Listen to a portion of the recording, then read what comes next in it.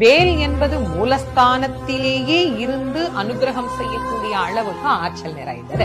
முருகப்பெருமானுக்கு மொத்தம் 3 சக்திகள்: இச்சாசக்தி, கிரியாசக்தி, ஞான சக்தி. இந்த இச்சாசக்தியாக வள்ளியும், கிரியாசக்தியாக தெய்வயானையும், ஞான சக்தியாக வேலாயுதத்தையும் சுவாமி வச்சிருக்கிறார். சிவபெருமான் என்ன பண்ணாரு? உலகத்துல இருக்கிற அனைத்து சக்திகளையும், அண்டம் முழுவதும் நிறைந்திருக்கக்கூடிய அனைத்து ஆற்றல்களையும் ஒன்றாக திரட்டி அது அப்படியே ஒரு வார்ப்புல ஊத்தி எடுத்தா எப்படி தக தக தக தகன்னு மின்னும், அப்படி மின்னியது அந்த வேல். அந்த வேலை அப்படியே தூக்கி முருகன் கையில சிவபெருமான் கொடுக்கல, அம்பாள் கையில கொடுத்து என்ன தெரியுமா சொன்னாரு?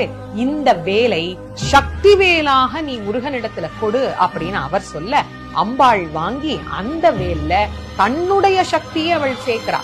சேர்த்த பிறகு அந்த வேலை முருகப்பெருமானுக்கு அம்பாள் தான் கொடுக்கிறார். அப்ப அந்த வேல்ல என்ன ஆற்றல் இல்லைன்னு நினைக்கிறீங்க? எல்லா ஆற்றல்களும் அந்த வேலுக்கு இருக்கிறது. அது அழிக்கும் ஆயுதம் மட்டும் கிடையாது, அது காக்கும் பொருளும் கூட.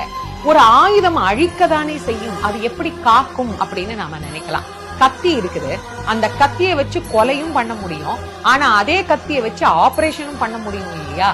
வேல் என்பது பகைவர்களுக்கு அழிக்கும் பொருளாகவும் பக்தர்களுக்கு காக்கும் பொருளாகவும் இருந்து நம்மை அரணாக காக்கக்கூடியது.